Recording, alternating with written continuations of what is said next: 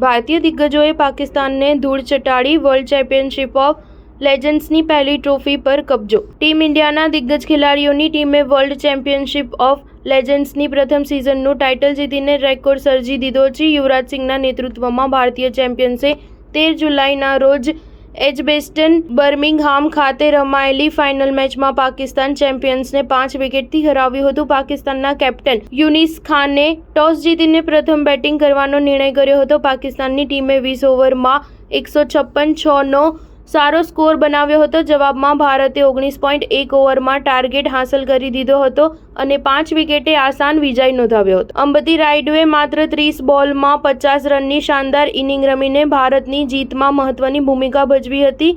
લક્ષ્યનો પીછો કરતા ભારતે શાનદાર શરૂઆત કરી હતી. ઓપનર રોબિન ઉથપ્પા અને રાયડુએ પાવર પ્લેમાં પાકિસ્તાની બોલરોનો બહાદુરીપૂર્વક સામનો કર્યો હતો. રાયડુએ પહેલી જ ઓવરમાં આમિર યામીનને ચોગ્ગા અને છગ્ગા ફટકારીને ભારતીય ઇનિંગની સારી શરૂઆત કરી હતી. જ્યારે મેચ ભારતની પકડમાં હોય તેવું લાગતું હતું ત્યારે પાકિસ્તાને 10 બોલમાં અંબતી રાયડુ અને ગુરકીરત સિંહ માનની વિકેટ લઈને વાપસી કરી હતી. પાકિસ્તાને ઇનિંગ્સના અંતે કેટલાક કેચ છોડ્યા હતા જ્યારે કારણે યુસુફ પઠાણ અને યુવરાજ સિંહે 42 રનની મહત્વપૂર્ણ ભાગીદારીમાં જીવતદાન મેળવ્યું હતું. સ્ટાર ન્યૂઝ 7 હંમેશા સચ્ચાઈની સાથે.